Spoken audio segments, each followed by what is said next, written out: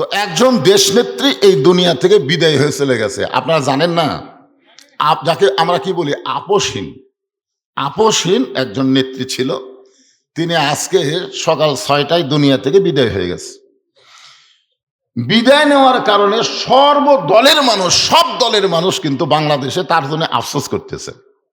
আমি চিন্তা করে দেখলাম, হাসিনা পলে গেল, কারো আফসোস নেই। না না, চিন্তা করার দরকার আছে তো। দুটাই তো নেত্রী, একটা পলালো আর একটা দুনিয়ার থেকে বিদায় নিল। বিদায় নেওয়ার পরে সবাই আফসোস করতেছে, দোয়া করতেছে। দোয়া মানে সেই দোয়া হবে আজকে। আমি তো ফেসবুকে কমপক্ষে 10বার পোস্ট করছি তার দোয়ার জন্য। দোয়া তো হবেই। দুপুরে বেগম জিয়ার জানাজা হবে এবং দাফন হবে, তার জন্য দোয়া চাইয়া এখানে আজকে 7,000 টাকা দান করা হচ্ছে। আমরা সবাই তো আখের মোনাজাতে দোয়া করব। এখন সবাই দোয়া করি, আল্লাহ তাআলা এই মরহুমাকে জান্নাতি হিসাবে কবুল করুক। সকলে বলে আমিন, জোরে বলে আল্লাহুম্মা আমিন। ছোটবেলায় গান শুনছিলাম, তখন বুঝিনি, এখন বুঝতেছি। আছেন আমার মুক্তার, আছেন আমার বারিস্টার, সেজ বিচারের হাইকোর্টেতে তিনি আমায় করবেন পার। আমি পাপী, তিনি জামিনদার। আল্লাহ যখন হাকিম হইয়া আমাদেরকে আসামি বানায় বিচার শুরু করবেন, ওই সময় আমাদের নবী উকিল হবেন, বারিস্টার হবেন। আল্লাহর কাছে আমাদের ব্যাপারে ওকালতি করে আমাদেরকে সুপারিশ করে জান্নাতে পৌঁছায় দিবে। এমন একজন নবীর উম্মত হওয়াতে খুশি না বেজার? তাহলে জবান খুলে আরেকবার বলি আলহামদুলিল্লাহ। এখন যে কোরআন থেকে আপনারা আলোচনা শুনবেন, এই কোরআন সম্পর্কে আমাদের একটা ধারণা থাকা দরকার। এই কোরআনের মধ্যে কোনো সন্দেহ আছে? আল্লাহ কোরআনের প্রথমেই বললেন, জালিকাল কিতাবু লা রাইবা ফীহি হুদাল লিল মুত্তাকিন। এই কোরআনের মধ্যে কোনো সন্দেহ নেই। এই কোরআন পাইকারি হারে হাটলালের সবাইকে হেদায়েত দিবে না। বাড়ির থাকলে মেলাত ধরলে কোরআন তাদেরকে হেদায়েত দিবে না। আল্লাহ বলেছেন হুদাল্লিল মুত্তাকিন, কেবলমাত্র মুত্তাকি বান্দা বান্দি যারা আল্লাহর কোরআন থেকে হেদায়েত পাবে তারা। কি বুঝলেন? সবাই যদি হেদায়েত পেত তাহলে আল্লাহ বলতেন হুদাল্লিন নাস।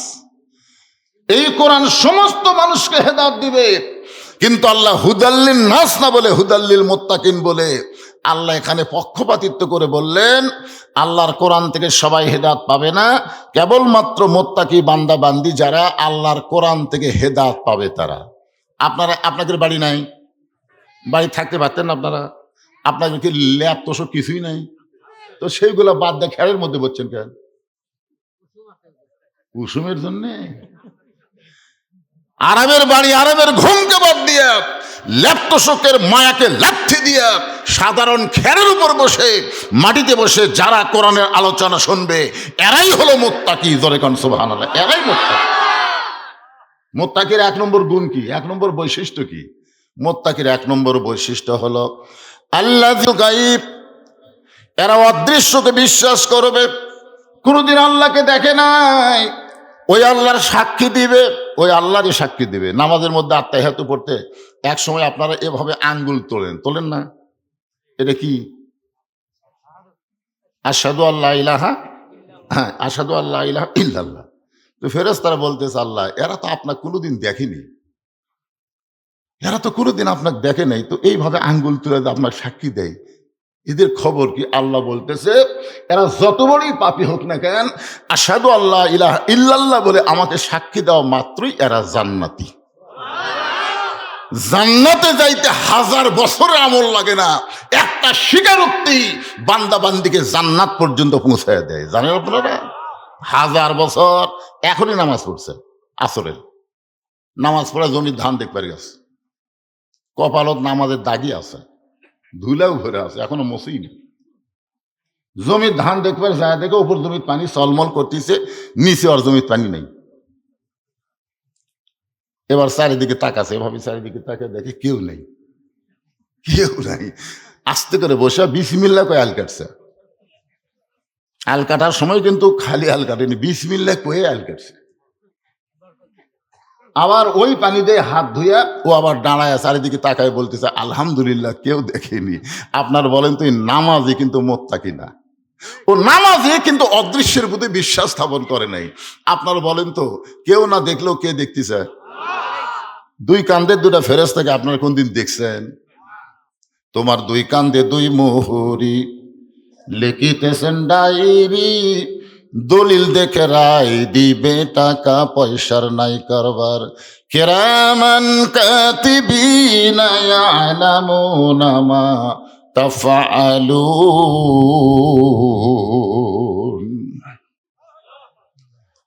আচ্ছা, এই যে দুই একজন যে আল্লাহ আকবার কোন আর বাদ বাকি কোন না, এটা তো বিপদ হয়ে গেল রে।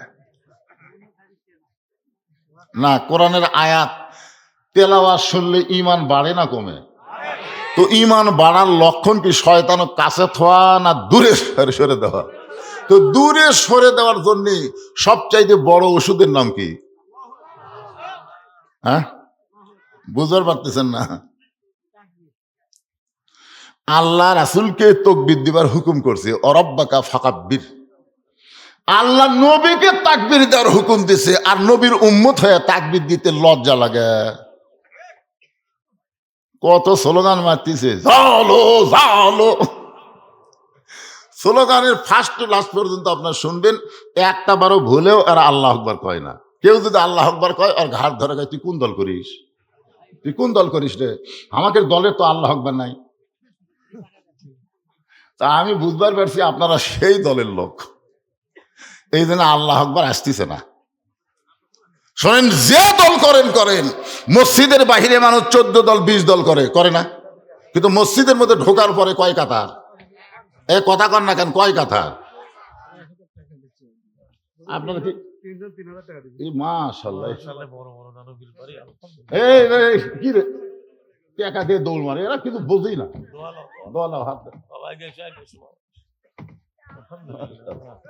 যাও, 3 জন ছোট বাচ্চার হাতে 3000 টাকা দান করেছে। টাকা কে দিতে আমরা জানি না, এরা কি কামাই করে পারা? কিন্তু এরকে হাত দেয়া অভ্যাস করাচ্ছে, আমরা মরে গেলেও এরা দান করবে। ছোট বাচ্চাদের হাতে টাকা দিয়ে অভ্যাস করান, খালি মোবাইল দিয়ে, খালি মোবাইল দিতেছে, মোবাইল দিতেছে। আমার বাবু মোবাইল ছাড়া ভাত খায় না, আমার বাবু মোবাইল ছাড়া কান্না থামে না। ওরে বাবু রে, দেখেন কি কাম করলো আল্লাহ, যে ছোট বাচ্চাদের হাতে দান করলো। এই বাচ্চাগুলোকে দানবীরের খাতায় কবুল করো, ওদের আপনজনকে আল্লাহ তুমি কবুল করো। জোরে কর আমিন। আপাতত 1-1.5 ঘন্টা আপনারা আর কোনো দান করেন না ভাই। বহুদিন পরে যাচ্ছি, একটু প্রাণ ভরে কথা কই। হ্যাঁ, কি কন? আদায় আমি করবো তো, আদায় এর আগে হাতলাল করি না, এ সাইজ মতো মার হবি, একজন উঠবি না, কারণ লাস্টে মোষের গোস্তের পোলা আছে, যাবি তাই।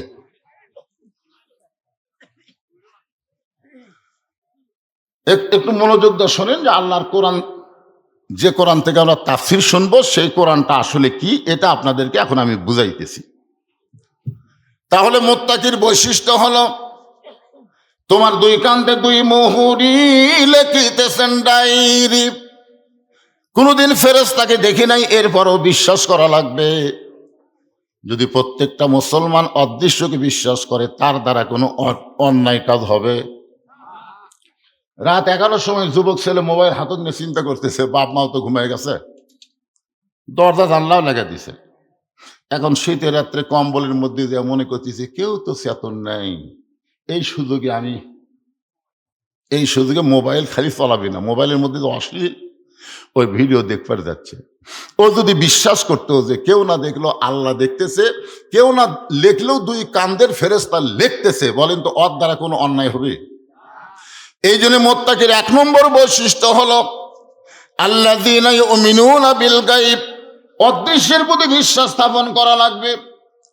এখন আসেন মুত্তাকি সম্পর্কে আল্লাহ তাআলা কি বললেন, ইয়া আইয়ুহাল্লাযীনা আমানু, যারা আমাকে বিশ্বাস স্থাপন করেছ। মুত্তাকির 1 নম্বর গুণ হচ্ছে আত্তাকুল্লাহ।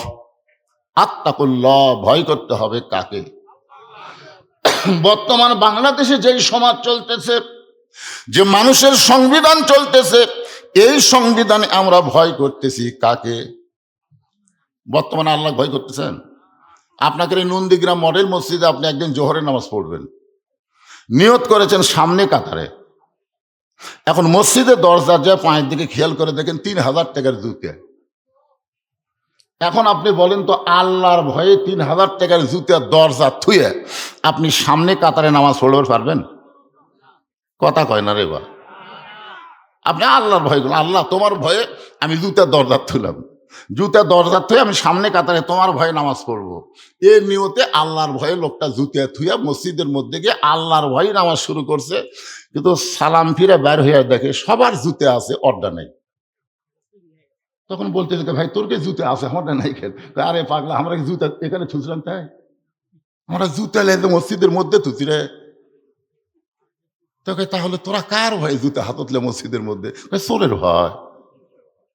আমি তো করছি আল্লাহর ভয়। আরে বর্তমান পরিবেশে আল্লাহর ভয় চলে? যে পরিবেশ বর্তমানে মানুষের তৈরি আইন দ্বারা সমাজের রাষ্ট্র চলে, এই পরিবেশে আল্লাহর ভয় চলবে না। আল্লাহর ভয় করবার গেলে আল্লাহর পরিবেশ লাগবে। ধরে বলেন, কার পরিবেশ লাগবে? আল্লাহর পরিবেশ তৈরি করতে গেলে মানুষের কোনো আইন চলবে না, আমার আল্লাহর কোরআনের আইন চালু করা লাগবে। শুধু কোরআন শুনলে হবে না, এই কোরআনের আইন দা বাংলাদেশ চলুক। কারা কারা চান? আল্লাহকে একটু হাত দেখান তো দেখি। এ যারা হাত একটু বেঁকা টেনে করে তুলবেন, সব কিন্তু ভিডিও হচ্ছে, টান টান করে তোলেন। লিল্লাহে তাকবীর। হাত নামান। আল কোরআনের আলো সংসদে ঝালো, কোরআন হাদিস যেখানে দুনিয়ার মুসলমান। লিল্লাহে তাকবীর। আমি যেটা বলতে চাইছিলাম মনে নাই, সেটা হলো মসজিদের মধ্যে, মসজিদের বাইরে আপনি 14 দল 20 দল, কিন্তু মুয়াজ্জিন যখন আজান দিল, আজান দেওয়ার পরে সবাই নামাজি। এখন বলেন তো, আপনি মসজিদে কোন দল হয়ে ঢুকতেছেন? আপনি কি দলের নিয়ম মানতেছেন না আল্লাহর হুকুম? তো আল্লাহর হুকুম মানবার যে কোন পাও? শুধু ডান পা দিলে হবে? জবান খুলে একটা দোয়া পড়া লাগবে। দোয়া পড়তেছেন, আল্লাহুম্মা আফতাহ লি আবওয়াব রাহমাতিক। দোয়া পড়ার পরে সবাই মসজিদের মধ্যে গিয়ে দেখতেছেন আওয়ামী লীগ, বিএনপি, জাতীয় পার্টি, জামাত। আপনারা বলেন তো, এক এক দল এক এক কাতার না সব দল এক কাতার? তাহলে মসজিদের মধ্যে ঢুইকা যদি আপনারা 14 দল 20 দল ভাঙ্গা এক কাতার হবার পারেন, কোরআনের মাহফিলে যখন ঢুকবেন তখন 14 দল 20 দল ভাঙ্গা এক দল হওয়া লাগবে। জোরে কোন কথা ঠিক কিনা? আপনি এখান থেকে বাইরে যা করেন করেন, কিন্তু এর ভিতরে যতক্ষণ আছেন, আপনি কি কোরআনের সাথে থাকবেন না কোরআনের বিরুদ্ধে যাবেন? কোরআনের সাথে থাকলে একটু হোহা করা লাগবে ভাইজান। কি করবেন? হতে পারে আজকের মাহফিল আমাদের জীবনের শেষ মাহফিল। এরকম গ্যারান্টি দিবারই পারলেন না যে আমার বাড়ি সব চাইতে কাছে, আমি ওয়াজ শেষ করে বাড়িতে যাব। এরকম গ্যারান্টি যখন দিবার পারেন না, তাহলে আর মানুষের দল আমরা করব না, আমরা আল্লাহর দল করার নিয়ত নিয়েই আলোচনা শুনবো ইনশাআল্লাহ। একটু মনোযোগ দিয়ে শুনবেন। আত্মা করল এই ডিগ্রি অর্জন করতে গেলে মানুষের তৈরি আইন দেওয়া হবে না।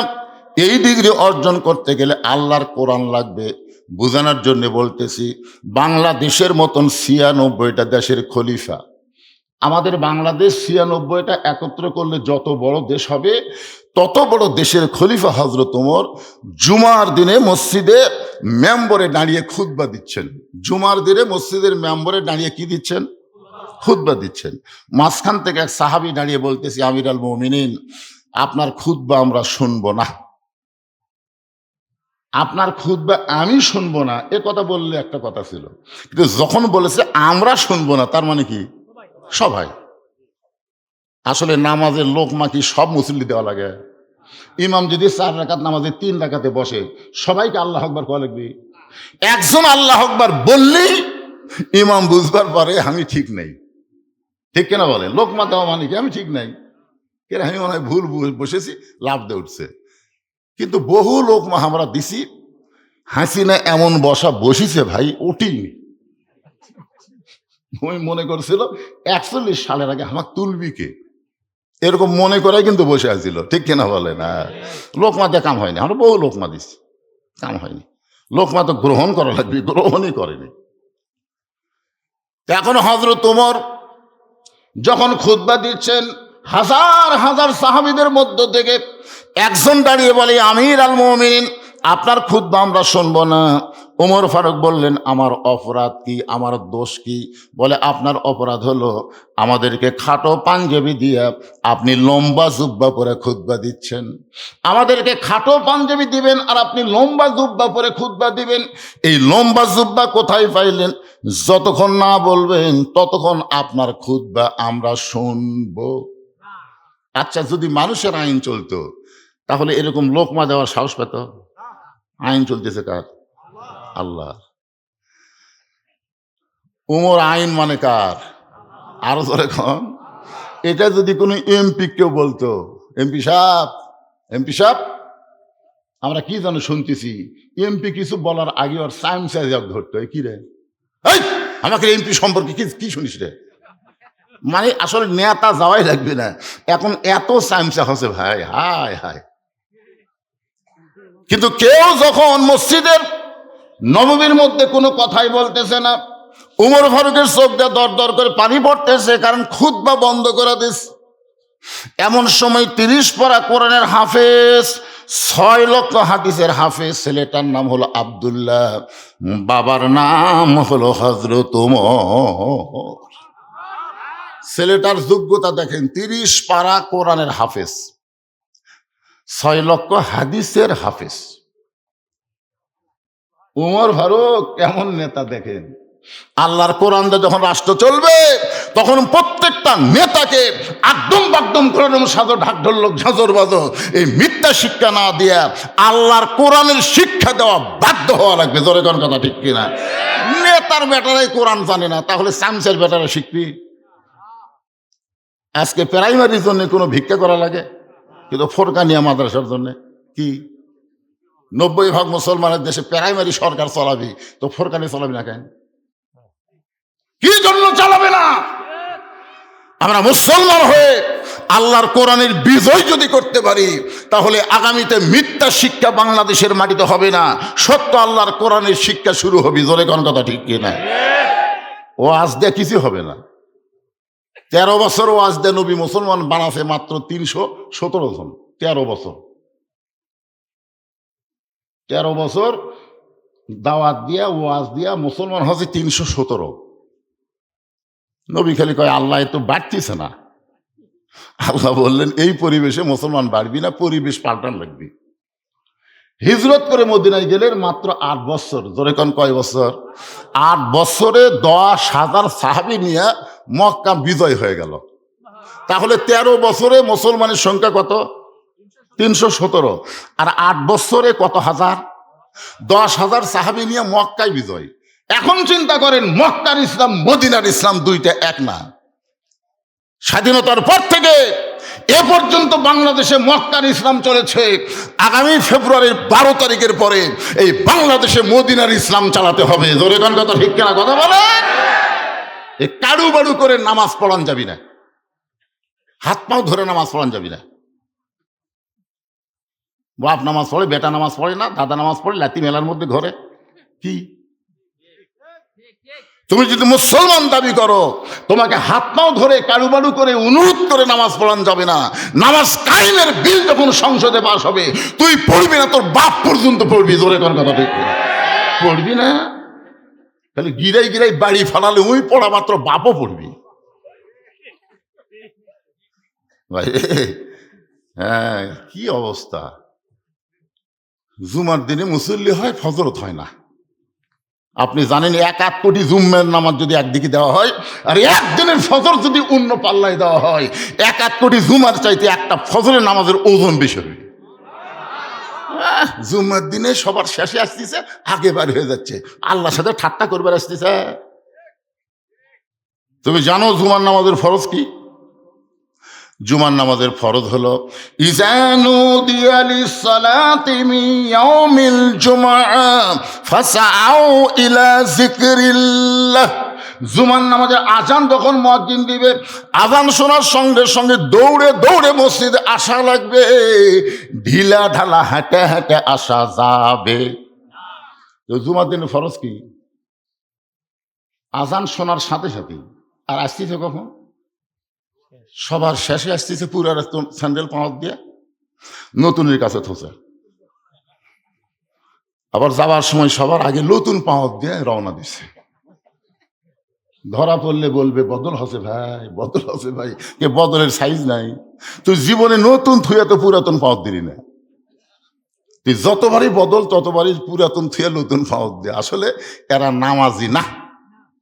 এদের সম্পর্কে আল্লাহ কোরআনে বলেছেন, ফাওয়াইলুল লিল মুসাল্লিন আল্লাযীনা হুম আন সালাতিহিম সাহুন আল্লাযীনা হুম ইরাউন ওয়া ইয়ামনাউনাল মাউন।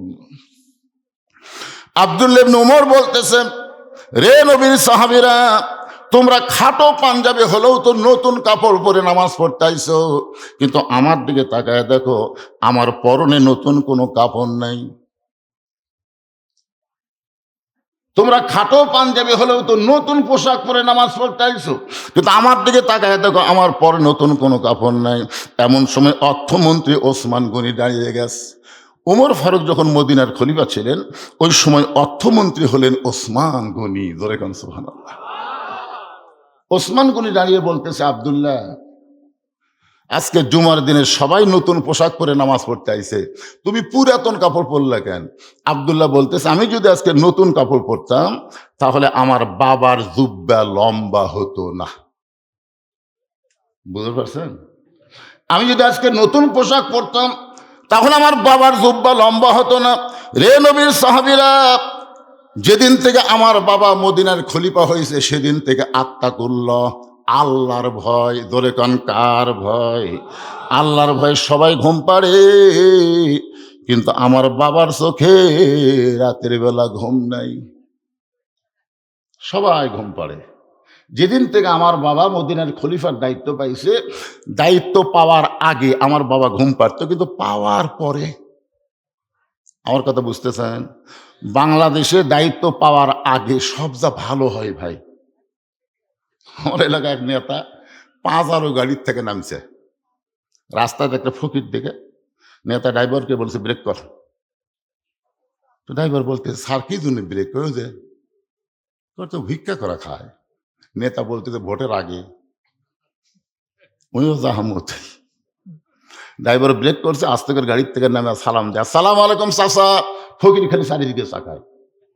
নেতা বলে, চাচা কি দেখেন? বলে, কাক সালাম দিলে? এখানে তো মানুষ নাই। বলে, আপনাকে দিলাম, আমি ভিক্ষা করে খাই। ভোটের আগে আপনিও জাহামত। আই রে নেতার চরিত্র রে। ভোটের আগে গরিবের বন্ধু, সমাজসেবক, জনদরদি, যে ভোট পায় নেতা হয়ে যায়, নেতার নন্দীগ্রামে থাকবে না, নেতা থাকবে ঢাকায়। মাঝে মধ্যে নেতা বেড়াবার আসবে, সাংসার অত্যাচারে একটা গরিব নেতার কাছে যাবার পারবে না। জোরে কোন কথা, ঠিক কথা বলে।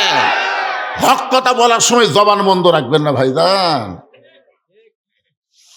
আব্দুল্লাহ বলতেছে, দায়িত্ব পাওয়ার আগে আমার বাবা রাতের বেলা ঘুম পাড়ছে, কিন্তু যেদিন থেকে মদিনার খেলাফতের দায়িত্ব পাইছে সেদিন থেকে আমার বাবা রাতের বেলা ঘুমায় না, বরং সারা রাত মানুষের দুঃখ কষ্ট নিজের চোখে দেখে বেড়ায়। একদিন রাত্রেবেলা হযরত ওমর ঘুরতেছে মানুষের সূক্ষ্ম দুঃখ দেখার জন্য। হঠাৎ দেখতে পায় তাঁবুর মধ্য থেকে একজন পুরুষ মানুষ বাহিরে উত্তর দক্ষিণ করতেছে। একবার উত্তরে যায়, একবার দক্ষিণে যায়, একবার উত্তরে যায়, একবার দক্ষিণে যায়। ওমর ফারুক চিন্তায় পড়ে গেলেন, পুরুষ মানুষ অস্থির হওয়া লক্ষণ ভালো না। মেয়ে মানুষ অস্থির হবে, অস্থির হয়ে গন্ধম গাছের কাছে যাবি। তোর কোন কথা ঠিক কিনা? মেয়ে মানুষ অস্থির, কে এই গাছত যাওয়ার নিষেধ করলো কেন? আল্লাহ কেন ওই গাছত যাওয়ার নিষেধ করলো? তখন থেকে মেয়ে মানুষ অস্থির হয়ে গেল। শয়তান দেখলো মেয়েরা যখন অস্থির হবে এক ধোকা দিতে কোনো সমস্যা নাই, কিন্তু আদম তো অস্থির হয়নি। পুরুষ মানুষ অস্থির হওয়া যাবে না, স্থির থাকা লাগবে। জোরে কোন কথা ঠিক কিনা? ওমর ফারুক চিন্তায় পড়ে গেলেন, একটা পুরুষ মানুষ তাঁবুর বাহিরে এরকম ঘুরতেছে, উত্তরে যায়, দক্ষিণে যায়। ওমর ফারুক তাকে স্থির করার জন্য সালাম দিলেন, আসসালামু আলাইকুম ইয়া আব্দুল্লাহ। রে আল্লাহর বান্দা, তোমার প্রতি আল্লাহর রহমত বর্ষিত হোক। লোকটা সালামের উত্তর দেয় না। ওমর ফারুক বললেন, আসসালামু আলাইকুম ইয়া আখি। আসসালামু আলাইকুম ইয়া আখি। লোকটা সালামের উত্তর দেয় না। ওমর ফারুক বললেন, আসসালামু আলাইকুম। এরপরেও লোকটা যখন সালামের উত্তর দেয় না, ওমর ফারুক এবার চিন্তা করতে যে হয়তো লোকটা কানে শোনে না, যার কারণে আমার সালামের উত্তর দিচ্ছে না। এবার সালামের সাথে হাত তুলছে, আসসালামু আলাইকুম। সঙ্গে সঙ্গে লোকটা বলে, এই মিয়া, খালি বারবার আমাকে সালাম দাও, তুমি এতবার আমাকে সালাম দাও, তুমি কি জানো আমি কি বিপদের মধ্যে আছি? তুমি সালাম দেওয়া দোয়া করো, কিন্তু দোয়া তো আমার জন্য কবুল হচ্ছে না। পৃথিবীর সবচাইতে বড় দোয়া হলো সালামের ভিতরে। সুবহানাল্লাহ কোন না কেন? আপনি যখন কোনো গোরস্থানের পাশ দিয়ে যাবেন, আপনাকে দোয়া করার কথা বলা হয়েছে, সালামের কথা বলা হয়েছে। যদিও তারা সালামের উত্তর দিবার পারবে না, এরপরে সবচাইতে বড় দোয়া হলো সালাম দেওয়া। আপনারা কি কবরের পাশে দিয়ে যাওয়ার সময় সালাম দেন? আসসালামু আলাইকুম ইয়া আহলাল কুবুর। লোকটা যেই বলছে, এই নিয়ে খালি বারবার সালাম দাও, তুমি যতই সালাম দাও আমার উপর গজব চলতেছে। ওমর ফারুক বললেন, ভাই কি গজব? লোকটা বলতেছে, আমার বাড়ি হলো অমুক এলাকায়, গভীর রাত্রে আমার গর্ভবতী বউকে নিয়ে আমি অমুক এলাকায় যাচ্ছি। কারণ ওমর ফারুক যখন রাষ্ট্র চালায়, তখন আল্লাহর কোরআন দিয়ে রাষ্ট্র চললে দিনও যা রাতও তাই। জোরে কারণ সুবহানাল্লাহ। ওই লোকটা কার সামনে বলতেছে? উমর ফারুকের সামনেই বলতেছে। উমর ফারুক যখন আল্লাহর কোরআন দিয়ে রাষ্ট্র চলায়, তখন দিনও যা রাতও তাই। কোরআন দিয়ে যখন বাংলাদেশ চলবে, তখন দিন যেমন হবে রাতটাও তেমন হয়ে যাবে। আজকে আমরা দিনত মশান ভালোই মারতেছি, রাত্রে চিন্তা করি, কে এটা উমরপুর হয়ে নামুট হয়ে যাব, তাহলে আমার বাড়ি খুবই কাছে। মানে উমরপুর নামুট হয়ে গেলে হাটকড়ির মধ্যে দিয়ে আমার বাড়ি খুবই কাছে। কিন্তু আমার মন বলতেছে নামুটের ওই পারে ডাকাত আছে। আয় আয়, আমি আর ভয় ওই দিকে যাচ্ছি না ভাই, আমি যাচ্ছি বগুড়া হইয়া ঘুরিয়া ঘুরিয়া, তা রেলগেটে যাওয়ার পারতেছি না, কারণ কচুরের পরে ডাকাত। আমাকে আবার ওই দিক দিয়ে ঘুরিয়ে ঘুরিয়ে, যে রাস্তার ডাকাত নেই ওই রাস্তা দিয়ে। কি কি রাস্তা তো তেল তেলা রে। কিন্তু সেদিন ষোড়শী নির্জন পথে যাবে, কোনো জন কটু কথা কবে না। পথে আর প্রান্তরে সম্পদের মোহে পড়ে খোনা রাহাজানি হবে না। সবাই বলেন যদি মেনে চলি কোরআন। সবাই বলেন যদি মেনে চলি কোরআন আর রাসূলের বিধান, সকলেই শান্তিতে থাকবে। বাংলার আকাশে কলেমার পতাকা সেদিন দুলবে। লোকটা বলতে তো হযরত ওমর যখন কোরআন দিয়ে রাষ্ট্র চলায়, তখন দিনও যারা তো তাই। আমার গর্ভবতী বউকে নিয়ে রাতের বেলা আমি অমুক এলাকায় যাওয়ার নিয়ত করেছি, কিন্তু মাঝ রাস্তায় আমার বউয়ের যখন প্রসব বেদনা শুরু হয়ে গেল, আমি তখন তাঁবু টাঙ্গায়া আমার বউটাকে তাঁবুর মধ্যে রাইকে আমি বাহিরে ঘুরতেছি, কারণ এত বড় বিপদ আমি সামলাই কেমনি। আমার বউটা গর্ভবতী, প্রসব বেদনায় কাঁদতেছে, আমি এখন কি করব? উত্তরে যাই দক্ষিণে যাই, আর তুমি খালি মিয়া সালাম দাও। ওমর ফারুক মুচকি হাসিয়া বললেন, ভাইজান তোমার কোনো টেনশন করা লাগবে না, আমার বাড়িতে ভালো একটা ধাত্রী আছে। সুবহানাল্লাহ কর না কেন? তিনবার সালাম দিছে, উত্তর দেয়নি, এই মিয়া কছে।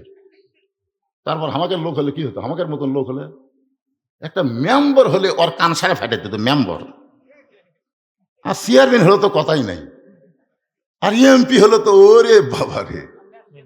হ্যাঁ, আর এটা কি রে? বাংলাদেশের প্রধানমন্ত্রী, বাংলাদেশের মতন ৯৬টা দেশ, যাকে বলা হয় অর্ধ জাহানের খলিফা। ধরে কোন সুবহানাল্লাহ।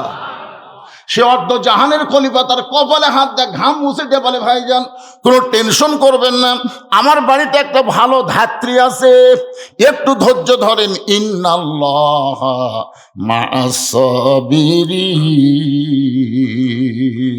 ধৈর্যশীলদের সঙ্গে কি আছে? আরো জোরে বিশ্বাস করেন আপনারা? আমরা ধৈর্য ধরছি আর খালি দোয়া করছি। 23 সালের আগস্ট মাসে আল্লামা সাইদি হুজুরকে জেলখানা থেকে বের করে হাসপাতালে যখন নিয়ে গেল, ওই সময় হুজুর একটা হাসি দিছিল, আপনারা জানেন। ওটা আমি সবসময় দেখি, প্রায় দেখি। দেখলে একটা আলাদা শান্তি পাওয়া যায়। কি একটা হাসি দিল, আর সে হাসি মাখা মুখের মানুষটাকে হাসপাতাল নিয়ে গিয়ে ওরা হত্যা করলো। হত্যা করার পরে আমরা যত বক্তা ছিলাম সমস্ত বক্তারা তাহাজ্জুদের নামাজ পড়ে আল্লাহর কাছে বললাম, আল্লাহ বলে ধৈর্য ধরো। বাংলাদেশের জজ কোর্ট, হাইকোর্ট, সুপ্রিম কোর্ট হাসিনার দখলে চলে গেছে আল্লাহ। আমাদের একমাত্র তোমার কোর্ট ছাড়া আর কোনো কোর্ট নাই আল্লাহ।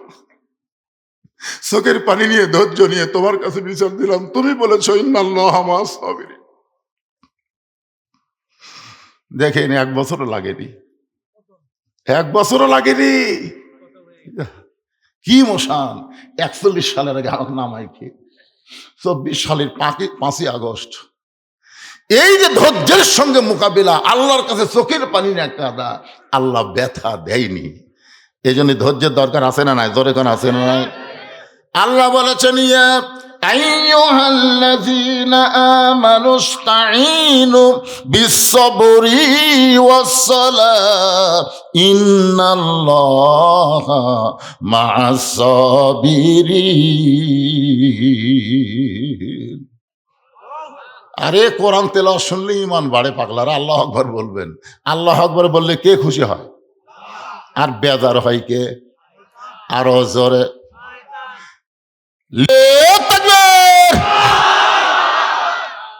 আমাকে যদি 9টার সময় তুলে দিতেন, যে হুজুর 9টার সময় তুলে দিলাম 2 ঘন্টা ওয়াজ করে নামবেন, কিন্তু আমার তুলে দিলেন 10:30টায়। যত বড়ই মরদ হোক না কেন, যত বড়ই মরদ হোক, যত সুস্থই লোক হোক, রাত 12টার পরে তার ভিতরে ঘুম চলে আসে। বুঝবার পারতেছেন না? 12টার পরে তার মধ্যে ঘুম চলে আসে, ঘুম ঘুম। তো ঘুম ঘুম ভাবলে যদি আমার ওয়াজ শোনেন, একদিন পর পাচ্ছেন, আগামীকাল পর্যন্ত বাঁচার গ্যারান্টি নেই। হতে পারে এটাই জীবনের শেষ আশা, হাটলাল আর হয়তো আল্লাহ আমাকে আসতে দিবে না, আসার মতন হায়াতও নেই। তাই আপনার ঘুম ঘুম ভাবলে ওয়াজ শুনবেন? একটা তকবীর সাইজ মতো মারেন না কেন? 1 তকবীরে 8 ঘন্টা শরীরের ক্লান্তি আল্লাহ দূর করে দিবে। 1 তকবীর দিবেন, গলা খাঁকারে দেন তো। লিল্লাহি তাকবীর। আল্লাহ রাসূল বলেছেন, যত জোরে তাকবীর দিবে তত জোরে শয়তান পালায় যাবে। পালানোর সময় শয়তানের পিছন দিক দিয়ে বাতাস বার হবে। জোরে কোন কি বার হবে? বাতাস বার হয়ে যাবে। ওমর ফারুক বললেন, ভাইজান ধৈর্য ধারণ করো, আমার বাড়িতে ভালো একটা ধাত্রী আছে। ওমর ফারুক এক দৌড়ে বাড়ির দরজায় এসে সালাম দিলেন, আসসালামু আলাইকুম ইয়া আহলাল বাইত। সঙ্গে সঙ্গে দরজা খুলে গেছে। ওমর ফারুক বলতেছে, আব্দুল্লাহর মা, আমি রাতের বেলা মানুষের দুঃখ কষ্ট দেখার জন্য ঘুরি, আর তুমি আরামে ঘুম পাড়বা, কিন্তু সালাম দেওয়া মাত্রই দরজা খুলে দিলে, ব্যাপার কি? ওমর ফারুকের বউ বলতেছে, আজকে মানুষের দুঃখ কষ্ট দেখবার যায় বইয়ের কথা মনে হচ্ছে। মানে এই সময় তো আসার কথা না। মানে সিরাজগঞ্জের রোড পর্যন্ত কোনো বৃষ্টি নাই, বুঝলেন? যে উল্লাপাড়ার দিকে গাড়ি ঘুরেছি সেই বৃষ্টি। মাহফিল কমিটি বললো, হুজুর এত বৃষ্টি, আজকে মাহফিল হবে না। তো কি মাহফিল যদি না হয় তো কি করবেন? আমি আবার গাড়ি ব্যাক করে বাড়ি চলে আসলাম। আমাদের বগুড়াতে 1 ফোঁটা বৃষ্টি পড়েনি। রাত 9টার সময় যখন দরজা ঠোকা দিলাম, বউ দরজা খুলেই বলতেছে, কি খবর? এই 9টার সময় তো আপনার আসার কথা না। আমি বললাম, বৃষ্টি হচ্ছে রে। আর বউ কয়, আলহামদুলিল্লাহ। আমার একটু রাগ হলো, এই বৃষ্টি হচ্ছে, মাহফিল নষ্ট হয়ে গেছে, আলহামদুলিল্লাহ কেন? প্রতিদিন বৃষ্টি হোক, যত বৃষ্টি হবে আমার স্বামী তাড়াতাড়ি আমার কাছে আসবে। কি কন? প্রত্যেকটা বউ চায় স্বামী খালি মানুষের জন্য পাগল হয়ে ঘুরুক, আর বউ একলা একলা কান্দুক। আল্লাহ কোরআনে বলেছেন, হুন্না লিবাসুল লাকুম ওয়া আনতুম লিবাসুল লাহুন্না। স্বামী হলো বিবির পোশাক, বিবি হলো স্বামীর পোশাক। ওমর ফারুকের বিবি বলে, স্বামী গো, আপনি শেষ রাত্রে এসে বাড়িতে তাহাজ্জুদের নামাজ পড়েন, কিন্তু এত তাড়াতাড়ি বের আসার কারণ কি? ওমর ফারুক বলে, বিবি জান্নাতে যদি যাবার চাও তাহলে এই কাজের জন্য রেডি হও। সোনালা কন্যা কেন? জান্নাতে যদি যাবার চাও তাহলে কি কি লাগবে জিনিসপত্র দিয়ে রেডি হও। ওমর ফারুকের বিবি সবগুলো জিনিস নিয়ে স্বামীর সঙ্গে রওনা দিলেন। তারপর উল্টা পিঠ দিয়ে বউকে ঢুকাই দিয়া ওমর ফারুক বললেন, ভাইজান ভালো ধাত্রী তাঁবুর মধ্যে ঢুকেছে, আপনি কোনো টেনশন করবেন না, আপনার বইয়ের ব্যাপারে কোনো টেনশন করা লাগবে না। কিছুক্ষণ পরে হযরত ওমর ফারুকের বিবি বলতেছে, আমির আল মুমিনিন, আপনার বন্ধুকে খবর দেন তার বউ এবং তার সন্তান সুস্থ আছে। আপনারা তো সুবহানাল্লাহ বলতেছেন, কিন্তু এর খবর কি? যেই বলছে আমির আল মুমিনিন, ওমর ফারুকের বউ যেই বলছে আমির আল মুমিনিন, যেই শুনছে আমির আল মুমিনিন, উনি আর আছে? যে ওমর রাস্তাতে গেলে শয়তান কয়দিন যায় না, আর সেই ওমর 3 বার সালাম দিছে, ওই উত্তর না দেয় হুমকি, ভাই তো যখনই শুনেছি আমির আল মুমিনিন, আপনার বন্ধুকে খবর দেন তার স্ত্রী এবং বাচ্চা সুস্থ আছে, ওমর ফারুক তাকায় দেখে লোকটা মাটিতে পড়ে কাটা মুরগির মতন ছটফট করতেছে আর বলতেছে, ই আমির আল মুমিনিন, আমার বেয়াদবি মাফ করে দেন, আমি আপনাকে চিনতে পারি নাই। ওমর ফারুক বুকের মধ্যে জড়ে ধরে বলতেছে, ভাইজান তুমি দোয়া করো আল্লাহ যেন জাহান্নামের আগুন থেকে আমাকে বাঁচায় দেয়, কেন আত্মা করলাম আমার কলিজায় এত ভয়, আমি দায়িত্ব নেওয়ার পরে কোনো মানুষ যেন কষ্ট না পায়। আব্দুল্লাহ বলতেছে, রে নবীর সাহাবীরা, তোমরা সবাই যখন ঘুমায় থাকো তখন আমার বাবা চুপি চুপি চুপি চুপি আমার ঘরের দরজায় গিয়ে ডাক দেয়, আব্দুল্লাহ আব্দুল্লাহ বলে। আমি দরজা করে তাকায় দেখি বাবার হাতে একটা পাঞ্জাবি। আমি খুশি হয়ে বললাম, বাবা আপনি জানেন না, বাইতুল মাল থেকে আমার একটা পাঞ্জাবি দিছে, আপনি গভীর রাত্রে আর একটা দিবে রাইছেন। সঙ্গে সঙ্গে হযরত ওমর আল্লাহর কোরআন থেকে তেলাওয়াত করতেছেন, ইন্নাল্লাহা ইয়ামুরুকুম আন তুআদ্দুল আমানাতি ইলা আহলিহা ওয়া ইযা হাকামতুম বাইনান নাস আন তাহকুমু বিল আদল। আল্লাহু আকবার। যে আব্দুল্লাহ বলতেছে, আপনি জানেন না বাইতুল মাল থেকে আমাকে একটা পাঞ্জাবি দিয়েছে বাবা, আপনি আর একটা দিবে রাখছেন, নেতার বেটার মধ্যে লাভ আছে, দুটো পাওয়া যায়। ওমর ফারুক কোরআনে আয়াত বললেন, আব্দুল্লাহ রে, হে তুই কি মনে করছিস, তুই কি মনে করছিস যে একটা পাঞ্জাবি পাইছিস আমি আর একটা দিবে রাইছি? ওই যে হাকামতুম বাইনান নাস আন তাহকুমু বিল আদল, আল্লাহর কোরআন দিয়ে যখন রাষ্ট্র চলবে তখন হাকিম ইচ্ছা মতো আইন প্রণয়ন করবে না, আল্লাহর আইন অনুযায়ী হাকিমকে রায় দেওয়া লাগবে। জোরে কোন কথা ঠিক কিনা? আলাইসাল্লাহু বিআহকামিল হাকিমিন, সবচাইতে বড় হাকিমের নাম কি? 15.5 বছর আমাদের বাংলাদেশের অবস্থা কি আমার ওয়াজের মধ্যে আপনারা শুনছেন। 6 বছর ন্যাংরা আমের চাষ করছে বগুড়াতেই। 6 বছর পরে জ্যৈষ্ঠ মাসে দেখতে পারে গাছ আমের সাইজ কি, পাকছে টাকছে দেখি, দেখে গাছের ডালে বসে এক বাচ্চা আম পাকতেছে আর ব্যাগের মধ্যে তুলতেছে। বাগানের মালিক পাই, কে রে? আমার পরিবারে কেউ আম খাইনি, আমি নিজেও খাইনি, আর তুই আমার গাছে তোর আম পাড়তেছিস, তোর বাপক যা বিচার দেবো রে, তোর বাপক বিচার দেবো। ছেলে খালি মুচকি মুচকি হাসে। বাগানের মালিক বলে, হাসিস কেন? বলে, আমার বাপক কোথায় খুঁজবার যাবেন? আমার বাবাও আর এক গাছ চড়ছে, ওই দেখেন। বাগানের মালিক তাকায় দেখে ওর বাপ খালি আম পাড়ে আর বস্তা ভরায়, গাছের নিচে বসে কান্দার, বলে, আল্লাহ বিচার দিমু কার কাছে? বেটাও চোর, বাপও চোর। 15.5 বছর আমাদের বাংলাদেশে বিচার দেওয়ার কোনো জায়গা ছিল না, সব শালাই চোর। জোরে কথা কন না কেন ভাইজান? কান্দে পড়িয়া পলক কান্দে রে, আপনাদের সিংহার পলক। ওই বইয়ের বুদ্ধি শুনে এতই টাকা বাড়ছে ভাই, আর বউ এখন মজা বাড়তিছে, আর ওই জেলখানা সবচাইতে অল্প বয়সের একটা জুয়ান মানুষ রে, যখন হাজরা দেওয়ার সময় দেখি আমার খুবই কষ্ট হয়। আর বয়সে হয়নি বাড়ি, এই বয়স থেকে যদি এইরকম ফান্দে পড়ে কান্দা শুরু করে। হাজার হাজার কোটি টাকা মাইরা বউরে কেনারায় বেগম পাড়ায় পাঠায় দিছে, আর ফান্দে পড়িয়া পলক কানতেছে। আগামীতে এরকম চোরক ভোট দিবেন, কথা চোরক দিবে। দেখ ওমা আলাইনা ইল্লাল বালাগ, আমার দায়িত্ব হলো আমি হক কথা আপনাকে বলে যাব, আপনাদের দায়িত্ব আপনার নিজেরাই চিন্তা করবেন। জোরে কোন কথা ঠিক কিনা? একটু মনোযোগ দিয়ে শুনবেন। আল্লাহর বান্দার ওমর ফারুক বললেন, আব্দুল্লাহ রে, তুই একটা পাঞ্জাবি পাইছিস আর একটা দিবার আসিনি বাবা, এই পাঞ্জাবিটা আমার ভাগে পড়েছে। এখন বলতো আব্দুল্লাহ, বল এই ছোট পাঞ্জাবি গায়ে দিয়ে আমি যদি খুতবা দেই তাহলে কেমন দেখা যায়? মুসল্লির কাপড়ের দিকে কেউ তাকায় না, কিন্তু ইমামের দিকে সবাই তাকায়।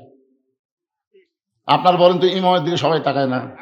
আমাকে একজন ফতুয়া আছে, হুজুর ইমামের দাড়ি যদি এক মুষ্টির নিচে হয় তার পিছনে নামাজ হবে?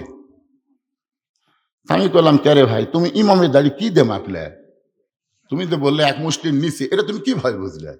হুজুর ইমাম যখন খুতবা দিচ্ছিল না, তখন আমি দূর থেকে মুঠ দিয়ে মাপিছি হুজুর, আমার মুঠ ইমামের দাড়ি খুব দেখেছি টান টান করলে একটু ছোটই হয়। আমি বললাম, তোমার দাড়ি? আমার দাড়ি নাই, তাই বলে হুজুরের থাকা লাগবে না? আপনারা বলেন তো, যেই দেশের মানুষেরা ইমামের দাড়ি মুঠ দিয়ে লাফে, সেই দেশের দাড়িমো চাচা মানুষকে যদি কেউ জাতীয় ইমাম কয়, এটা মানা যাবে? কেউ যদি কয় জাতীয় ইমাম, এর মানা যাবে না তো। জাতীয় ইমাম হবার গেলে তার চেহারার মধ্যে ইমামতির চিহ্ন থাকার দরকার আছে না নাই? ওমর ফারুক বলে, আব্দুল্লাহ রে, তোর পাঞ্জাবিটা আমাকে একটু দান করে দে বাবা। তোর পাঞ্জাবি আমার পাঞ্জাবি একত্র করে আমি একটু লম্বা জুব্বা বানায় নামাজ পড়াবার চাই। আব্দুল্লাহ বলে, গভীর রাতে বাবার চোখের পানির দিকে খেয়াল করে আমার নতুন পাঞ্জাবি বাবাকে দান করে দিলাম। দান করার পরে বাবার পিছনে পিছনে আমি রওনা দিলাম। বাবা ঘরের মধ্যে ঢুকে দরজা বন্ধ করে তার পাঞ্জাবি আমার পাঞ্জাবি একত্র করে বাবা সারা রাত এই লম্বা জুব্বা বানায়া আজকে জুমার দিনে সেই লম্বা জুব্বা বানায় খুতবা দেয়। এখন বলো, খুতবা শোনা যায় কি না যায়? সমস্ত সাহাবীরা চিল্লায় বলে, আল্লাহর কোরআন দিয়ে যখন রাষ্ট্র চলবে, এমন মুত্তাকি ভালো মানুষকেই মুসলমান নেতা হিসাবে দেখতে পাবে। এই জন্য আল্লাহ বলতেছেন, মুত্তাকির গুণ হলো আত্তাকুল্লাহ হাক্কা তুকাতিহি। এই কোরআন থেকে হেদায়েত নিবার গেলে আল্লাহর ভয় করতে হবে নিয়ম মতো, যথাযথ, সব সময় নিয়ম মতো, যথাযথ, সব সময়। আমরা যে ভয় করি না তা কিন্তু না। এতদিন ঘুষের চাকরি করছে, ঘুষের চাকরি যখন শেষ হয়ে গেছে, বুঝলেন, চাকরি রিটায়ার করছে, তখন আল্লাহর ভয়ে কান দিচ্ছে মসজিদে, যে আল্লাহ, আল্লাহ আমি আর জীবনে ঘুষ খাবো না, আল্লাহ, আল্লাহ তোমার ভয়ে তওবা করতেছি, আল্লাহ আমি আর জীবনে ঘুষ খাবো না। আপনার বলেন, তোর চাকরি আসা তো, চাকরি যখন নাই তখন আল্লাহর ভয়ে কান দিয়ে কোনো কাম হবে? যৌবন বয়সে কোনোদিন মসজিদে যায়নি, এই বুড়া বয়সে সিয়াল্লে মসজিদে গেছে। আপনি খোঁজলে দেখেন, অধিকাংশ সিয়ার পার্টি যৌবন কালে নামাজ পড়েনি। আপনার খোঁজলে, আমার এলাকাতে দূরবীন দিয়ে খুঁজে দেখছি ভাই, যারা সিয়ারত নামাজ পড়ে, যখন হচ্ছে চামড়া ঢিল, আল্লাহর সাথে দিছে মিল। আর আগে কিন্তু মিল দেয়নি।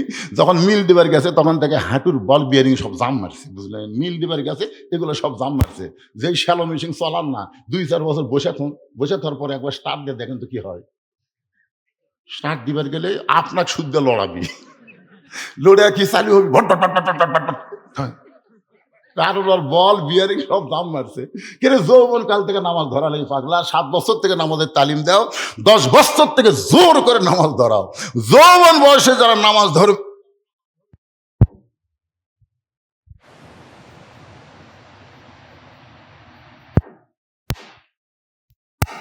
সরকার যদি পেনশন দিবার পারে, যেই লোকটা যৌবনকালে 5 ওয়াক্ত নামাজ জামাতে আদায় করছে, বুড়া বয়সে যদি ঠিক মতো নামাজ পড়বার নাও পারে, ওই যেখানে নামাজ পড়ুক আমি আল্লাহ পেনশনের সব দিয়ে দিব। জোরে খান সুবহানাল্লাহ। কিন্তু আপনার বলেন তো ভাই, বাড়িতে নামাজ পড়লে কয় গুণ? 1 গুণ। আর মসজিদে নামাজ পড়লে 70 না 27 গুণ। সহি কথাটাই বলি আমরা, কয় গুণ? তো মসজিদে আপনি 27 গুণ সব পাবেন। এটা কি একলা একলা পড়লে পাবেন, না জামাতের সাথে পড়লে পাবেন? তো জামাতের সাথে পড়বার গেলে 1 নম্বর শর্ত কি? জামাতের সাথে নামাজ পড়বার গেলে 1 নম্বর শর্ত হলো কাতার সোজা করা। কি সোজা করা? তো কাতার যদি হেঁকা বেঁকা থাকে, বুঝলেন, তাহলে আপনার বলেন তো 27 গুণ হবে? এই জন্য আল্লাহ রাসূল ততক্ষণ পর্যন্ত কেবলামুখী হয়নি যতক্ষণ পর্যন্ত কাতার সোজা, কাতার পুরা না হয়েছে। আমাদের নবী কিন্তু আগেই কেবলামুখী হয়নি, বেলাল আকামত দেওয়া শুরু করছে, আর নবী খালি বলতেছে, এই আবু বকর তোমার কাছে একজন খাড়া করো, এই লম্বা তোর কাছে ব্যাটালে, এই কালো তোর কাছে ফর্সা খাড়া। এইভাবে নবী ধনী গরিব একত্র করে নবী বলতেন, পায়ের গোড়ালির সঙ্গে গোড়ালি মিল করে কাতার সোজা করো। তা আপনি এখন 27 গুণ সওয়াব নেবেন, দেখেন সামনে কাতারটা একটা চেয়ার আছে। আপনি যদি 27 গুণ লিবার চান তাহলে ওর গোড়ার সাথে আপনি গোড়ালে মিলবি না, আস্তে করে চেয়ার দ্বিতীয় কাতারে থন, যে আমরা 27 গুণ নেবো, চেয়ার থমো না, দ্বিতীয় কাতারে। দ্বিতীয় কাতারের লোকেরা বলতে তো আমরাও তো 27 গুণের আশা পাচ্ছি, চেয়ার থমো না, তৃতীয় কাতারে দিছে। তৃতীয় কাতারে মুসল্লিকে আমরা আবার কি, শেষ পর্যন্ত দেখা যায় মসজিদের মধ্যে একটাও চেয়ার নেই, সব চেয়ার জিকির করতেছে বারান্দায়। তোরা চেয়ারলে বারান্দা যা। কিন্তু আপনার যদি দেখতে পান যে চেয়ারত বসে গেছে, চেয়ারত বসে গেছে, কোনো ব্যক্তি যখন চেয়ারে বসবে মনে করবেন সেই লোকটা মারা গেছে। ফতুয়া হলে সেই লোকটা মারা গেছে, কারণ নামাজের ভিতরে বাইরে 13টা ফরজ, তার মধ্যে একটা ফরজ হলো দাঁড়িয়ে নামাজ শুরু করা। কথা কন না কেন ভাই? এটাকে আমার বাপের কথা বলতেছি, বাপের কথা। নামাজের ভিতর বাইরে কয় ফরজ? 13 ফরজের একটা ফরজ কি? আল্লাহ কোরআনে বলেছেন কুমু লিল্লাহি কানিতিন। খালি দাঁড়ালে হবে না, দাঁড়ানোর মতন আনুগত্য নিয়ে দাঁড়ান লাগবে। এরা ফুচকা এতক্ষণ ফুটে গেছিল না, এই ছোট ছোট বাচ্চাদেরকে ছাড়া দেন না ভাই। এরা কিন্তু এখন থেকে ট্রেনিং প্রাপ্ত হলে ভবিষ্যতে আপনার কান্দা লাগবে, জানেন? আপনি জানেন? আজকে মনে করতেছেন ছোট মোটো হুজুর, এরা ছোট মানুষ, ছোট ছেড়ে দিচ্ছে, পাইকা গেছে, আপনি কই চলাবি, সেই বুদ্ধি আল্লাহর মাথা দিয়েছে। অধিকাংশ সন্তানরাই হলে এখন সিজার করা বাচ্চারা মাথার কোনো ঝাঁকি পায় না, মাথার কোনোই ঝাঁকি পায় না, পেট কাটে খালি বের করে। আর হামা করো, আমার দাদি কয় তো ফ্যান বেরোতে তোর মাথা লম্বা হয়ে গেছিল, জানো? পরে থেবে আমার মাথা গোল করছে, আমার মাথা একটু বড় তো, একটু লম্বা হয়ে গেছিল। এরকে মাথার কোনো অ্যাক্সিডেন্টই হয়নি, খালি কাটিছে বের করছে। এতই বুদ্ধি ভাই। এই জন্য বাচ্চাদেরকে বড় হলে পারবেন না, এখন থেকে ওদেরকে সাইজ করেন। এই ছোট মানুষ এত রাত্রে কুটি গেছিল না, যার ছেলে, যার ভাস্তা, যার লাতি, আমি তাকে বলতেছি একটু সজাগ হন ভাই, বাঁচার গ্যারান্টি নাই রে। আমরা মরে গেলে এরাই তো লাটটা খুঁজে কবর দিবি, জোর এখন কথা ঠিক কি? এখন কবর দিবি, আমি তো খাড়া হয়ে পেশাব করছে, আমি তো পানি লাইনি। বিশ্বাস করেন, বাপ মরিছে স্ট্রোক করে মরিছে। এখন মা দেখতেছে একমাত্র ছেলে ছাড়া তার কেউ নেই। তখন ছেলের দরজা দিয়ে বলতেছে আব্বু আব্বু, তো ছেলে লাভ ধরছে, মা কি হয়েছে? তোর আব্বা মারা গেছে। যেই কথা তোর আব্বা মারা গেছে, দৌড়ে এসে দরজা খাড়া হচ্ছে। মা আব্বু কি হয়ে বললো? আরে পাগলা, ঘরত যা, তোর বাপ মারা গেছে স্ট্রোক করে, হঠাৎ এরকম কাঁথে করতে করতে রক ছিঁড়ে মারা গেছে, যা ঘরত যা। ছেলে বলতেছে মা কেমনি যাই, কারণ আব্বা যে মরবি আমি তো জানি না, আমি তো রাত্রে পেশাব করে পানি লাইনি। আব্বা যে মরবি এটা কি জানি, আমি তো পেশাব করে পানি লাইনি, আমি তো যাওয়ার পারতেছি না। মা কয় তুই কুত্তে নাকি রে, তুই মুসলমানের সন্তান হয়ে পেশাব করে পানি লাইস না, তোর বাপ মরে গেছে, তোর বাপের কাছে তাহলে যাবি কে? তখন বলতে মা রাগ করছেন কেন, তাহলে সকাল হবার দেন। আব্বার কাছে যাওয়ার লোক নাই, যে সকাল আছে ওই ফজরও পড়েনি, যে সারা পেশাব করে পানি লাই নাই, ফজর পড়বি? সূর্য পশ্চিম দিকে উঠেছে, ওই আস্তে করে পূর্ব দিকে সূর্য উদয় হয়েছে, ওই কিছুক্ষণ পরে মাদ্রাসা গেছে, ওই এলাকার যে হাফিজি মাদ্রাসা, সে মাসে যাবে, হুজুর স্যার আলিফ টান, ওই কি কম ঠেরাত পড়ছে? হুজুর আমার আব্বা মরে গেছে, হুজুর আপনার গ্রুপ কেলে আসেন, হুজুর একটা গ্রুপ আছে, যাই বলে আইরে সেই দিকে যাইরে, বুঝা শোনা নাই রে। এখন কে মরলো, নামাজি না বেনামাজি, কোরআনের পক্ষের লোক না বিপক্ষের লোক, এটা খেয়ালই নাই। হুজুর একটা যাইয়া 3 খতম কোরআন পড়ে জান্নাত দিয়ে থুয়ে এলো। 3 খতম কোরআন পড়ছে, পড়ে আমার দোয়া করতেছে, আল্লাহ তোমার এই মুদ্দার জন্য আমরা 3 খতম কোরআন দিলাম, আল্লাহ এর যা সব হয় সব মুদ্দার দিয়ে দাও। ফেরেশতা কয় আল্লাহ কথা কি ছিল, এরা কি দোয়া করলো? আল্লাহ কয় যতই দোয়া করুক, মরা মানুষের জন্য কোরআন না, কোরআন হলো জীবিত মানুষের জন্য। ধরে কোন কথা ঠিক কিনা? জেতা থাকতে যেই লোকটা কোরআনের বাইরে ছিল, কোরআনের পক্ষের মানুষ সবার পরে মরার পরে তার জন্য কোরআন খতম দিয়ে কোনো লাভ হবে না। আল্লাহর বান্দার একটু মনোযোগ দিয়ে শুনবেন, এই ছোট ছোট বাচ্চাদেরকে এখন থেকেই ট্রেনিং দিবেন, ওরা যখন পেশাব করে আপনি খেয়াল করবেন, আপনি বাবা হইয়া আপনার ছেলেটা কেমনে পেশাব করে আপনি দেখার দরকার আছে না নাই? এজন্য এখন আছে না নাই? আপনার ছেলেটা বসে করে না দাঁড়ায় করে, আপনার ছেলে পেশাব করার করে পানি লাই কি লাই না, এখন থেকে আপনি খেয়াল করবেন। আপনার বাচ্চার প্রতি আপনার খেয়াল রাখতে হবে, ছেলে হোক বা মেয়ে হোক, আপনি সব সময় খেয়ালে রাখবেন। রাসূল বলেছেন প্রত্যেকটা অভিভাবককে আল্লাহ রাখালের দায়িত্ব দিয়ে দুনিয়াতে প্রেরণ করেছে, রাখালের দায়িত্ব দিয়ে প্রেরণ করেছে। এখন হয়তো আপনি মনে করতেছেন, হুজুর আমার তো গরু ছাগল নাই, আমি কার রাখালি করব? আপনি খেয়াল করে দেখেন, আপনার অধীনস্থ আছে। আপনার গরু ছাগল না থাকলেও আপনার বউ আছে, আপনার ছেলে আছে, আপনার মেয়ে আছে। এই তিনটার উপরে আপনার রাখালি করার দরকার আছে না নাই? আপনি সন্ধ্যার সময় আপনার বউ লাইট দিয়ে দেখতেছে, কি দেখতেছে গো? ঘরের মধ্যে হাঁস মুরগি উঠছে কিনা গো দেখতেছি। ঘরের মধ্যে হাঁস মুরগি সন্ধ্যার সময় আপনার বউ দেখে, আপনি গোয়াল ঘরে সন্ধ্যার সময় লাইট দিয়ে গরু ছাগল ঠিক দেখেন, তাহলে আপনার রাত 10টা বেজে গেল, এখন পর্যন্ত আপনার আইডিয়া, আপনি হাঁস মুরগি ঠিকই দেখলেন, কিন্তু আপনার ছেলে রাত 10টা বাজে এখনো বাড়িতে আসেনি, ওটা আপনার দেখা লাগবে না? এখন দেখা লাগবে না? ঠিকই, মানে 100 ভাগ ঠিক। না দেখলেন আমার কি, আমার বলার কথা আমি বলে যাচ্ছি। আল্লাহ রাসূল নিজের মেয়ের দিকে তাকাইছে, 9 বছরের মেয়ে ফাতেমার দিকে রাসূল তাকায় কাঁদতেছে। ফাতেমা বলে, বাবা কি জন্য কাঁদেন? আল্লাহ রাসূল বলে, ফাতেমা তোমার কি কখনো মনে হয় তোমার বাবা বিশ্ব নবী বলে আল্লাহ তোমাকে জান্নাত দেবে? এই কথা কি তখন কখনো তোমার মনে হয়? ফাতেমা বলতেছে, বাবা আমার সব সময় মনে হয় আমার বাবা বিশ্ব নবী বলে আল্লাহ আমাকে জান্নাত দেবে। রাসূল বলে, ফাতেমা তুই আমার কাছে আয়। ফাতেমার হাতটা নিয়ে নবী চুমো দিয়ে বললেন, চোখের পানি বের করে, ফাতেমা তুই বড় ভুল মনে করছিস মা, তোর বাবা বিশ্ব নবী হওয়ার কারণে আল্লাহ তোকে জান্নাত দেবে না। জান্নাতে যদি যাবার চাও তাহলে জান্নাতের আমল করে জান্নাতে যেতে হবে। যেই বলেছে জান্নাতে যদি যাবার চাও জান্নাতের আমল করে জান্নাতে যাইতে হবে, সঙ্গে সঙ্গে ফাতেমা হাঁটু গেড়ে নবীর সামনে বসে বলে, বাবা জান্নাতে যাইতে গেলে কি আমল করা লাগবে? রাসূল বলে, ফাতেমা রে, মেয়েদের জন্য বেশি আমল নামা, মাত্র 4টা আমল করা লাগবে। ঈমান গ্রহণ করার পরে মেয়েদের 1 নম্বর আমল হলো 5 ওয়াক্ত নামাজ আদায় করবা। ও ফাতেমা 24 ঘন্টার মধ্যে 5 বার নামাজ পড়লেই নামাজের হক আদায় হয়ে যাবে। ফাতেমা বছরে মাত্র 1 মাস রোজা রাখলে রোজার হক আদায় হয়ে যাবে। ও ফাতেমা বিয়ে শাদী হওয়ার পরে স্বামীর খেদমত করবা, তবে সব সময় স্বামীর খেদমত করা লাগবে না। স্বামী যখন খেদমত চাবে তখন খেদমত করা লাগবে। স্বামী না চাইলে ইচ্ছা করে স্বামীর খেদমত করা যাবে, ইচ্ছা করে করা যাবে না। কেন? অতি ভক্তি। কথা কন না কেন? বুঝতে পারতেছেন না? আমি তো বুঝি।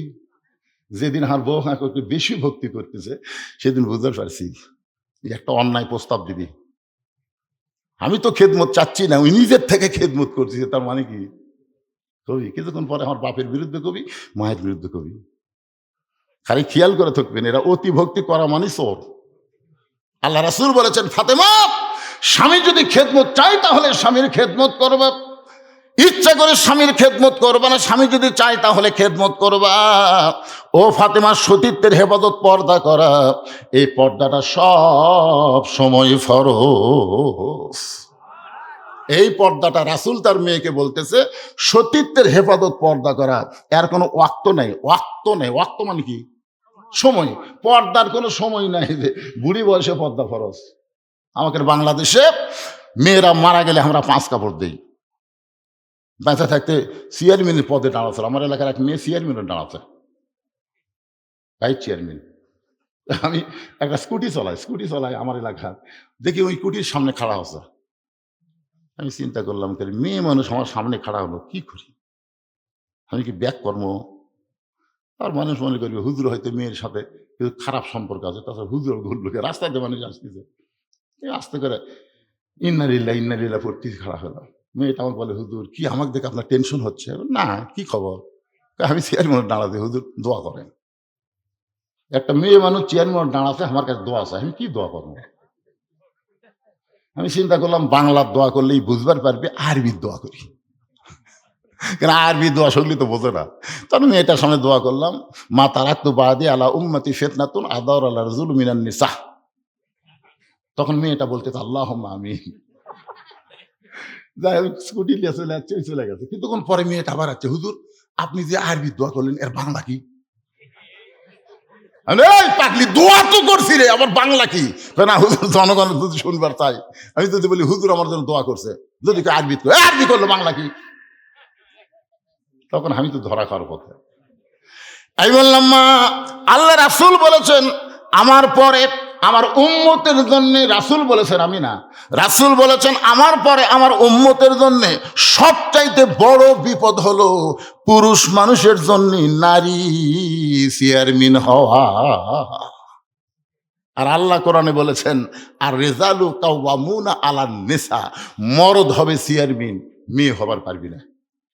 পুরুষ থাকবে উপরে, নারী থাকবে। কেবল এটা আমার কথা, তা আল্লাহর কথার সাথে আপনার একমত না দ্বিমত? সব পুরুষের হাত ধরতেছে, সব পুরুষের হাত ধরতেছে, আর মরার পরে 5 কাপড় দিচ্ছে। আপনার বলেন তো, মেয়ে মানুষ মরে গেলে পুরুষক দেয় 3টা, মেয়ে দেয় 5টা, 2টা কাপড় মেয়েদেরকে বেশি দেওয়া হয়। আপনারা জানেন এই 2 কাপড় কোন জাকাত বান্ধে? শোনেন, পুরুষের মতোই কিন্তু মেয়েদের 3 কাপড় দেওয়া হয়। 3 কাপড় দেওয়ার পরে 2টা কাপড় মেয়েদেরকে বেশি দেওয়া হয়। একটা কাপড় হলো সিনা বাঁধ, আর একটা হলো মাথা বাঁধ। তো মরার পরে মেয়েটার মাথা কাপড় দিয়ে বান্ধিছে, আর জেতা অবস্থায় ওই মেয়ে মানুষটা চুল বেচা খাচ্ছে। বলেন তোর ফতুয়া কি? আপনাকে হাটলাল কি মেয়েরা চুল বেচা না? মরদ মানুষ বুঝবার পারতেছে না, খালি প্যারাশুট কিনে দিচ্ছেন, প্যারাশুট খালি জুই তেল কিনে দিচ্ছেন। ওরা যে কি অকাম করতেছে জানেন? 1 টাকা কাঁচা, 1 টাকার ওজনে চুল দিলে 200-250 টাকা দেয়, এতই চুলের দাম। আপনাদের গ্রাম তো চুল কিনে না, কিনে? কথা কম না কেন আপনারা? হায় হায়, এখন চুল দিতে সামান্য একটু কম হচ্ছে। তো ফেরওয়ালা বলতেছে, ভাবি 200 টাকা হচ্ছে না তো একটু, 1 সপ্তাহ চুল বাড়ে, তাও হলো না। তাহলে ভাই একটু দেরি করেন, ওই বাড়ির যা মুড়া চিরুনি লিয়া, যে চিরুনি দিয়ে মাথা দিয়ে চুল কটকট করেছে, ওই সেই চিরুনি দিয়ে সমানে হাসে, দেখেন তো ভাই, এখন দেখেন তো ভাই। ফেরওয়ালা লাড়িয়া ছেড়ে, চুল লাড়িয়া ছেড়ে পল্লা দিয়ে বলতেছে, তাও একটু টান টান হোক, আপনি সামনে সপ্তাহ বেশি তুবেন, আজকের মতো 200 নেন। যে মেয়ে মানুষের চুল পরপুরুষ ফেরওয়ালা লাড়িয়া ছেড়ে কিনলো, আর মরার পরে ওর মাথার কাপড় বেঁধে লাভ আছে? কথা কন না কেন, কোনো লাভ হবে? 5 কাপড় দেওয়ার পরে আবার মেয়েদের খাটনিটা পর্যন্ত চাদর দিয়ে ঢাকা দিয়েছে, মেয়েটার খাটনিও পর্যন্ত চাদর দিয়ে ঢাকা দিয়েছে। প্রত্যেকটা পুরুষ মানুষ বলতেছে মেয়েদের মরা লাশ দেখা জায়েজ নাই, মেয়েদের লাশ দেখা জায়েজ নাই। মেয়েদের লাশ যদি দেখা জায়েজ না থাকে, তাহলে জেতা দেখাও জায়েজ। ফেরেশতারা বলতেছে, আল্লাহ এই মেয়েটা যতদিন জীবিত ছিল গোটা হাটলালের সব পুরুষ মানুষ চিনে, কিন্তু আজকে কি হলো, মেয়েটা মরে যাওয়ার পরে 5 কাপড় আবার খাটনি চাদর দিয়ে ঢাকলো। আল্লাহ বলে, ফেরেশতা ওই দেশের নাম হলো বাংলাদেশ, ওই দেশের মেয়েরা বাঁচতে পর্দা করে না, কিন্তু মরার পরে পর্দা করে। রাসূল বলে, ফাতেমা পর্দা তুমি সব সময় করবে। সঙ্গে সঙ্গে ফাতেমার কাছে একটা ওড়না ছিল, ওই ওড়নাটা মাথার উপরে দিয়ে বললেন, বাবা এখন দেখেন তোমার পর্দা হয়েছে কিনা। আল্লাহ নবী বলেন, ফাতেমা এইভাবেই পর্দা করো। ফাতেমা বললেন, বাবা আপনাকে সাক্ষী রেখে আল্লাহর কাছে ওয়াদা করলাম, এই মুহূর্ত থেকে আমি ফাতেমা পর্দার ভিতরে ঢুকে গেলাম। এই মুহূর্ত থেকে আমি ফাতেমা পর্দার মধ্যে ঢুকে গেলাম। কয়েকদিন পরে আল্লাহ তার নবীকে বলে, হাবিব আপনি আপনার মেয়েকে রাখালি করে পর্দার ওয়াজ করেছেন, আপনার ফাতেমা পর্দা গ্রহণ করার কারণে আমি আল্লাহ ফাতেমার প্রতি কেমন খুশি হয়েছে আপনি কি শুনবেন না? নবী বলে, আল্লাহ আমার কলিজার টুকরা ফাতেমার পর্দা দেখে আপনি কি খুশি হলেন? আল্লাহ বলেন, হাবিব আপনার মেয়ের কাছে বলে দেন আমি আল্লাহ ফাতেমার পর্দাতে খুশি হইয়া তাকে ডিগ্রি দিয়েছি সাইয়্যিদাতুন নিসাই আহলে জান্নাহ, ফাতেমা তো জহুরা। ফাতেমা শুধু ফাতেমা নয়, ফাতেমা হলো জান্নাতি নারীদের নেত্রী। এই খবর জানার পরে আল্লাহ নবী ফাতেমার কাছে এসে বললেন, ফাতেমা রে, ও মা ফাতেমা, তুই যে আল্লাহর হুকুম পর্দাকে গ্রহণ করলি, আর সেই পর্দাকে আল্লাহ কবুল করে তোকে একটা ডিগ্রি দিল মা, তোকে আল্লাহ জান্নাতি নারীদের নেত্রী বানাবে। সঙ্গে সঙ্গে ফাতেমা বললেন, বাবা, যেই পর্দা আমল করার কারণে আল্লাহ আমাকে জান্নাতি নারীদের ডিগ্রি দিল, আমি ফাতেমা যতদিন বাঁচবো এই পর্দার মধ্যেই থাকবো, আমি ফাতেমা মরে যাব কিন্তু পর্দা ছাড়বো না। আসলে মা ফাতেমা যেদিন দুনিয়া থেকে বিদায় নিবে, হযরত আলীকে বুকের মধ্যে ধরে ছোট বাচ্চার মতন কাঁদতেছে। আলী বলে, ফাতেমা কান্দার কারণ কি? ফাতেমা বলে, স্বামী গো, আপনি কি জানেন আজকে রাত্রিবেলায় আমার মৃত্যু হবে? যে বলেছে আজকে রাত্রিবেলায় আমার মৃত্যু হবে, গাছের গোড়া কাটলে গাছটা যেমন পড়ে যায়, হযরত আলী তেমনি পড়ে গেলেন ঘরের মাঝায়। সঙ্গে সঙ্গে ফাতেমা চোখের পানি মুছে স্বামীকে সান্ত্বনা দেওয়ার জন্য মুচকি হাসি দিয়া, যেই ফাতেমা রাতের বেলায় মারা যাবে, সেই ফাতেমার স্বামীকে খুশি করার জন্য চোখের পানি মুছে মুচকি মুচকি হাসি দিয়া স্বামীর মাথা কানা উরাতের মধ্যে নিয়ে কপাল একটা চুমু দে বলে, স্বামী গো, আমি আমার বাবার মুখে শুনেছি পৃথিবীতে একই ব্যক্তি অনেকগুলো ডিগ্রি পাইছে, সেই ব্যক্তির নাম হলো হযরত আলী। ধরে কোন সুবহানাল্লাহ। আল্লাহ নবী বলেছেন, পৃথিবীর সবচাইতে বড় বীর হলো হযরত আলী, পৃথিবীর সবচাইতে বড় জ্ঞানী হলো হযরত আলী। জ্ঞানের দিক দিয়ে হযরত আলী 1 নম্বর, আবার বীরের দিক দিয়েও 1 নম্বর। ওগো স্বামী, এত বড় বীর হইয়া, এত বড় জ্ঞানী হইয়া আপনার বউ রাত্রেবেলা মরবে, এইটা শোনার পরে আপনি যদি এমন ভাবে পড়ে যান, তাহলে আপনি কি বিশ্বাস করেন না এই দুনিয়া থাকার জায়গা না, এখানে আসলে যাইতে হবে?